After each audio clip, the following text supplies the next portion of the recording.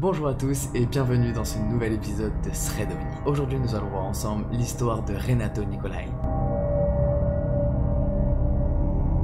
Renato Nicolai est un immigré italien qui habite à Trans-en-Provence, un petit village dans le sud de la France. C'était au mois de janvier et il faisait un peu froid. Il était dans son jardin en train de fabriquer un petit abri pour sa citerne de jardin, quand soudain, il entend un léger sifflement. C'est un endroit isolé, il n'y a pas d'école, il n'y a pas d'usine, rien qui pourrait faire ce genre de bruit aux alentours. Intrigué, il va commencer à scruter le ciel à la recherche de ce bruit. C'est à ce moment-là qu'il va voir un objet de forme ovale. Cet objet se déplaçait dans sa direction.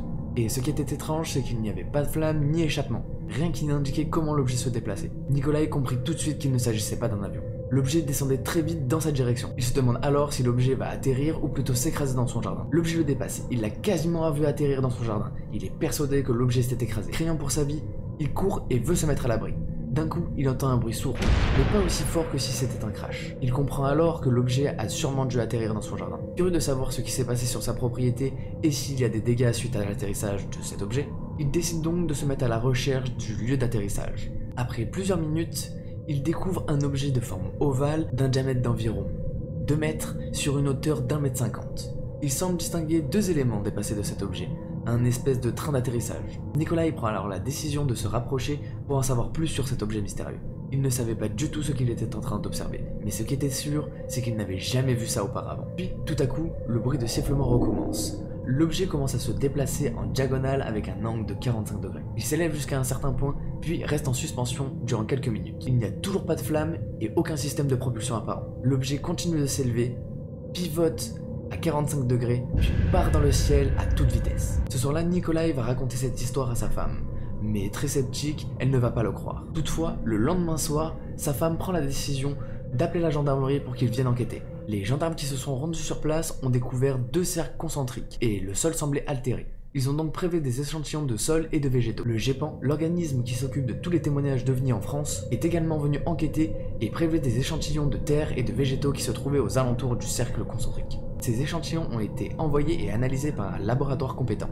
Les résultats étaient très étonnants. Les végétaux présentaient une forte réduction de leur teneur en chlorophylle, un peu comme si les plantes avaient subi un vieillissement prématuré. Ce fait est généralement perçu à la suite d'une forte exposition aux radiations. Le sol, quant à lui, avait subi une réaction chimique particulière.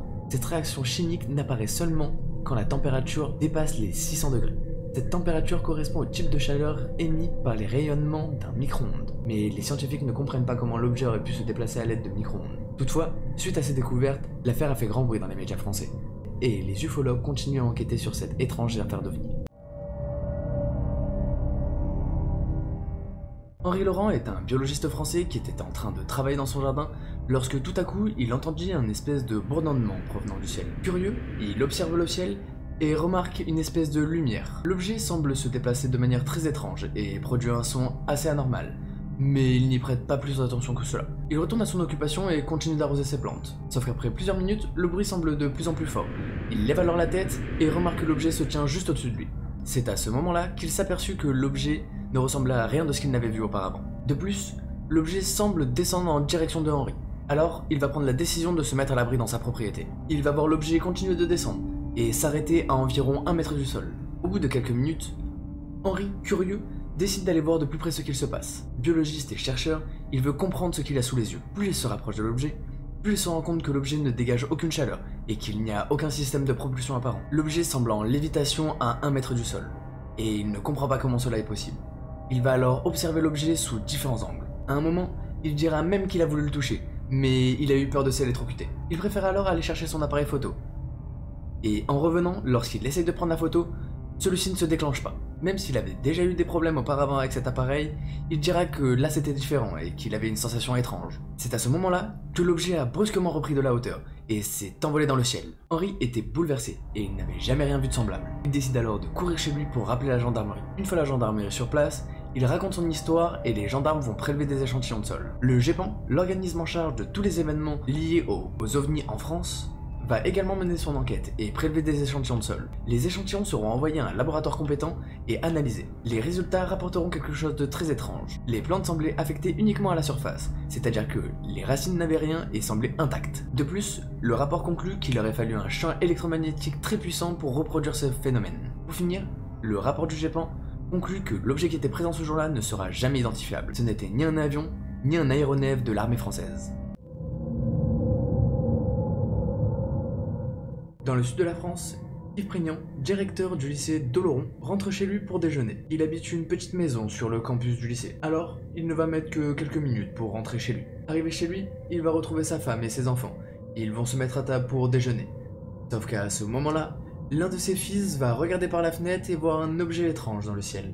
Il va alors appeler toute la famille pour observer ce phénomène. L'objet se déplace de manière très étrange au-dessus du campus. Il utilise des trajectoires qu'un avion ne pourrait pas suivre. Ni un hélicoptère d'ailleurs. Intrigué, Yves va alors aller chercher ses jumelles pour voir de plus près ce qu'il se passe. C'est un espèce de cylindre en forme de cigare. Il n'a jamais rien vu de tête dans le coin. Puis à un moment, l'objet va se mettre en vol stationnaire au-dessus du campus du lycée. Et des petits objets vont se mettre à apparaître. Ces petits objets ressemblent à des nuages et semblent flotter dans les airs. C'est à ce moment-là qu'ils vont voir un phénomène encore plus étrange. Le plus gros objet va commencer à dégager une espèce de matière dans les airs. Alors toute la famille va prendre la décision d'aller voir de plus près ce qu'il se passe. Ils vont sortir de chez eux et se rendre dans le campus. Une fois dehors, ils voient cette étrange matière tomber lentement au sol. Ils voient également qu'ils ne sont pas les seuls à observer le phénomène. De nombreux étudiants et professeurs sont dans le campus en train d'observer le phénomène. Certains professeurs essaient de comprendre ce qu'est cette matière et vont donc commencer à essayer de la toucher. La matière qui tombe au sol est solide et fibreuse. Elle dégage également une espèce de lumière ou lueur. L'un des professeurs va alors tenter une expérience. Il récupère de la matière, la met au bout d'un bâton, puis lui met feu. Il se rend compte alors que c'est un très bon combustible. D'autres professeurs vont également vouloir tenter des expériences. Sauf que seulement après quelques minutes, la matière va totalement disparaître.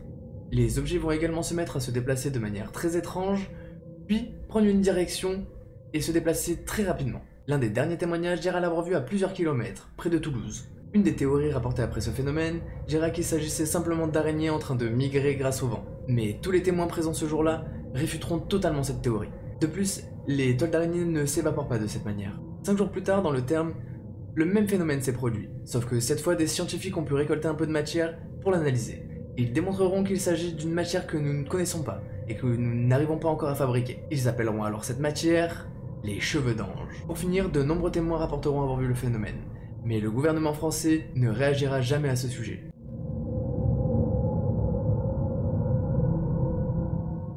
Un soir d'orage, et un jeune homme, que nous appellerons Dr X pour préserver son anonymat, était en train de soigner une vilaine blessure qui venait de se faire et qui l'oblige à boiter. Sa femme est en train de dormir pendant que son fils commence à se réveiller et commence à pleurer. Le Dr X va attendre un peu, mais l'enfant pleure de plus en plus, et convaincu que c'est l'orage qui est en train de l'effrayer, il va aller voir ce qui se passe. Arrivé dans la chambre de son fils, il remarque qu'il regarde par la fenêtre, mais se préoccupe pas plus de cela. Il va alors essayer de le calmer progressivement. Et c'est à ce moment-là qu'il entend un espèce de claquement provenant de son salon. Pensant qu'il s'agissait simplement d'un volet qui était mal fermé et qui claque à cause du vent, il va descendre pour voir ce qui se passe. Effectivement, il y a bel et bien un volet qui n'est pas fermé. Mais une fois qu'il l'a fermé, il se rend compte que le claquement continue et provient du rez-de-chaussée. Par peur qu'il s'agisse d'un cambrioleur, il va prendre son courage à deux mains et aller voir ce qui se passe. Mais en passant devant une fenêtre, il va se rendre compte que l'orage n'est pas comme d'habitude et que les lumières réagissent de manière très étrange. Et en se rapprochant de la fenêtre, il se rend compte que le bruit vient de l'extérieur. Il commence alors à observer le phénomène et se rend compte que les lumières semblent avoir un rythme. Curieux, il va alors prendre la décision de prendre son carnet et se diriger dans son jardin pour observer le phénomène de plus près.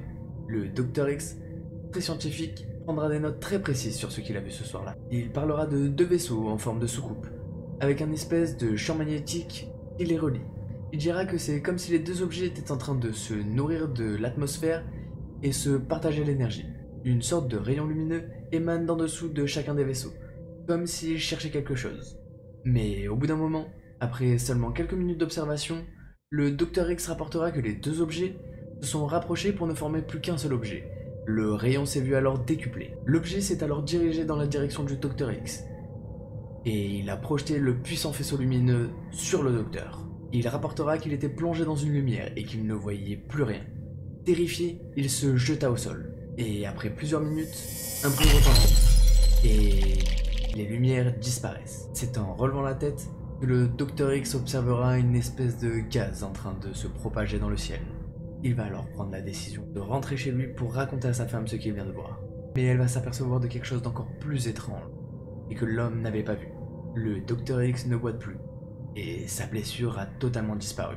Pour finir, le célèbre ufologue Aimé Michel publiera un compte-rendu avec les différents témoignages du même événement ce soir-là. Il rapportera également qu'un étrange triangle est apparu sur l'abdomen du docteur, avant de disparaître quelques mois plus tard. C'est la fin de cette première saison de Thread Omni, j'espère qu'elle vous aura plu, n'hésitez pas à me le dire dans les commentaires, et si vous avez des histoires que vous voulez que je traite dans la saison 2, c'était Geek on Fire, peace out.